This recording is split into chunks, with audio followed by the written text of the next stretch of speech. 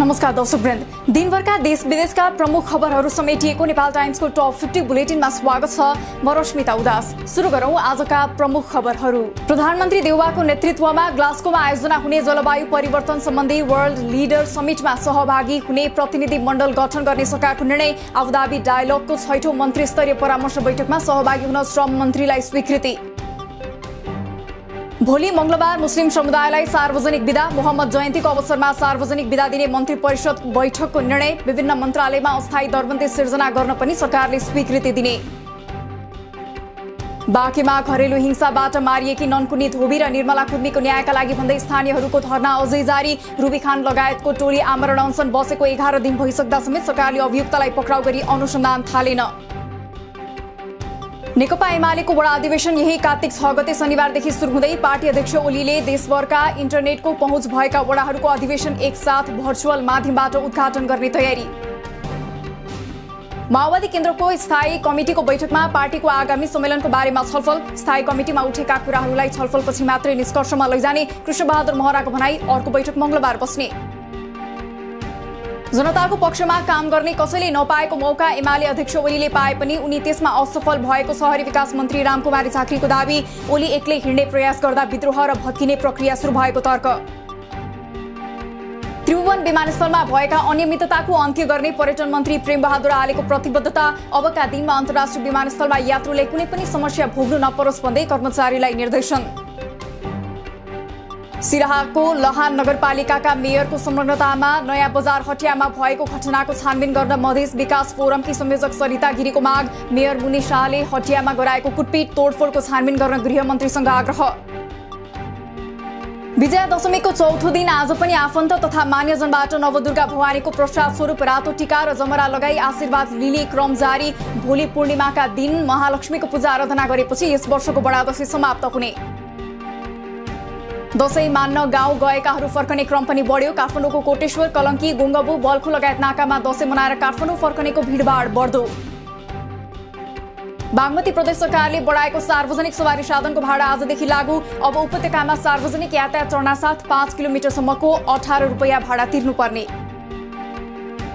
बागमती प्रदेशमा प्रयोगशाला स्थापना गर्न सामुदायिक विद्यालयलाई प्रदेश सरकारले 12 देखि 15 लाख रुपैयाँसम्म अनुदान दिने। अनुदान आवेदनका लागि भने विभिन्न शर्तहरू पूरा गर्नुपर्ने। नेपालमा आज 9,500 बढीमा गरिएको परीक्षणमा थप 591 जनामा कोरोना संक्रमण पुष्टि। आजै 937 जना डिस्चार्ज। आज थप 9 जना सहित हालसम्म संक्रमणबाट 11,293 जनाले ज्यान गुमाए। हाल देशभर 11,874 सक्रिय संक्रमित। कोरोना खोप लक्षित जनसंख्या 33% भन्दा बढीलाई लगाइयो। स्वास्थ्य मन्त्रालयको तथ्याङ्कमा लक्षित वर्ग मध्ये 42.2% लाई पहिलो मात्रा र 33.5% लाई पूर्ण मात्राको खोप लगाइएको उल्लेख।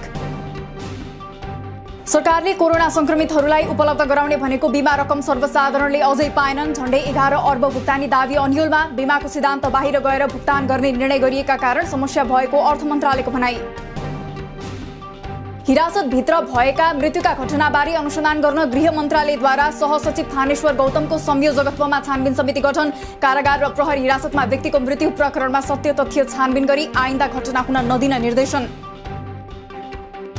सोलुखुम्बुको मिड सोलु हाइड्रो पावरले प्रयोग गरेको जेसीबी मेसिनमा अज्ञात समूहद्वारा आगजनीबाट पूर्ण रूपमा क्षतिग्रस्त बनेको मेसिनको विषयमा अनुसन्धान भइरहेको प्रहरीको भनाई। दशैं मनाएर काठमाडौँ फर्किरहेको बस नवलपरासीको नवलपुरमा दुर्घटनाग्रस्त हुँदा 42 जना घाइते। 37 जनाको मध्यबिन्दु जिल्ला अस्पताल र 5 जनाको दुम्कीबासमा उपचार हुँदै। नुवाकोटको किस्पाङ गाउँपालिका 5 मनोकामनामा आज बस दुर्घटना हुँदा 30 जना घाइते मध्ये 10 जनाको अवस्था गम्भीर। 3 जनालाई हेलिकप्टरबाट उद्धार गरी उपचारार्थ काठमाडौँ लगियो।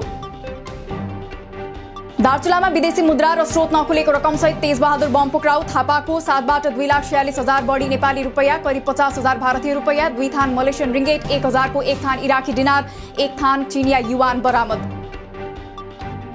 भाउजूको हत्या गरेको आरोपमा देवर महोत्तरीका 42 वर्षीय सञ्जय कुमार झा पक्राउ। सञ्जयले बोक्सीको आरोपमा गएको बिहिबार भाउजू शिलादेवी झाको हत्या गरेको खुलासा।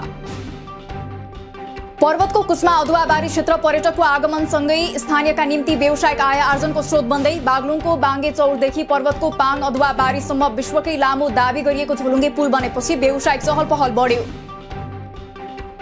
देशको अधिकांश भूभागमा केही दिनसम्म मौसम बदलिरहने। सुदूरपश्चिम कर्णाली, गण्डकी र लुम्बिनी प्रदेशका धेरै स्थानमा वर्षा र पश्चिमी उच्च पहाडी भूभागका केही स्थानमा हिमपात हुने अनुमान।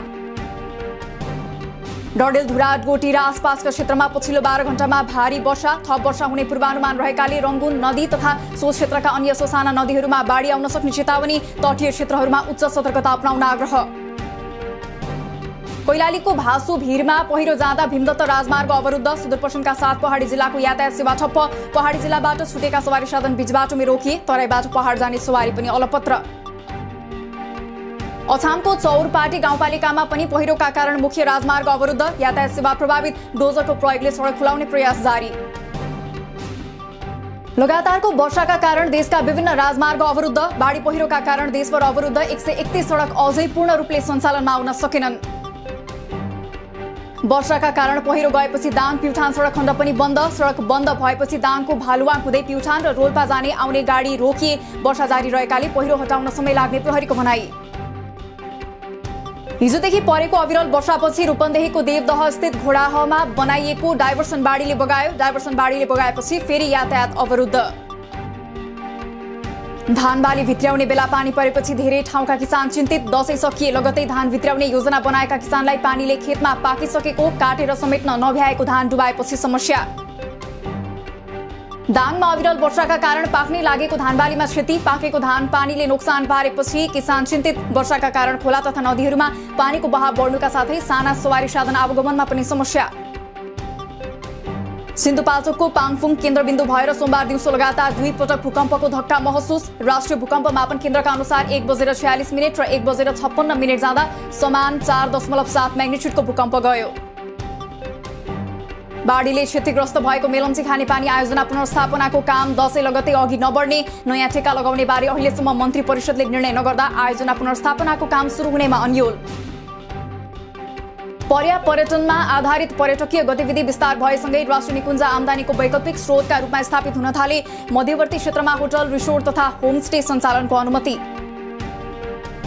अन्तर्राष्ट्रिय बजारमा पेट्रोलियम कच्चा पदार्थको मूल्य बढ्दा नेपाल आयल निगमको घाटा आकाशियो। पछिल्लो 2 सातामा मात्र 2 अर्ब 22 करोड भन्दा बढी नोक्सानी प्रक्षेपण। एक महिनाको नोक्सानी मात्रै 4 अर्ब 44 करोड हाराहारी पुग्ने अनुमान। एक वर्षको अवधिमा अन्तर्राष्ट्रिय बजारमा कच्चा तेलको मूल्य 2 बर वृद्धि। गत वर्ष 3 नोभेम्बरमा प्रति ब्यारेल अमेरिकी $38.17 रहेको तेलको मूल्य 16 अक्टोबरको मध्यरातमा $84.86 पुग्यो। आजदेखि निक्षेपमा नयाँ ब्याज दर लागू। ब्याङ्कहरूद्वारा नयाँ ब्याज दर सार्वजनिक। अधिकांशको ब्याज दरमा वृद्धि। ब्याङ्कहरूको ब्याज दर पछिल्लो 3 वर्ष यताकै महँगो। नेपाल राष्ट्र ब्याङ्कले 11 अर्ब 20 करोड रुपियाँ बराबरको ट्रेजरी बिल बिक्री गर्ने। ट्रेजरीको बोल कबोल अनलाइनबाट खुला। 91 दिन अवधिको ट्रेजरी आगामी माघ 4 गते परिपक्व हुने। आइतबार बढेको शेयर बजार परिसूचक नेप्से सोमबार घटेर रातामै। नेप्से आज 69.51 अङ्कले घटेर 2587.45 बिन्दुमा पुग्दा 2 अर्ब 96 करोडको कारोबार। नेपाली बजारमा सोमबार छापावाला सुनको मूल्य प्रति तोला 91,300 तोकियो। चाँदीको आजको कारोबार मूल्य भने प्रति तोला 1,225 निर्धारण। दशैं सुरु हुँदा आकाशिएको तरकारी तथा फलफूलको भाउ बिस्तारै घट्न थाल्यो। माग सामान्य हुँदै गएकोले मूल्य पनि बिस्तारै सामान्यकरण हुँदै गएको कारण मूल्य घट्ने क्रम जारी रहेको कालीमाटी बजार विकास समितिको भनाई। साफ च्याम्पियनशिपको उपविजेता नेपाली फुटबल टोलीका प्रत्येक खेलाडीहरूलाई सरकारले 5-5 लाख रुपियाँ उपलब्ध गराउने। प्रशिक्षकहरूलाई पनि 3-3 लाख दिने निर्णय गरिएको सञ्चार मन्त्री ज्ञानेन्द्र बहादुर कार्कीको भनाई।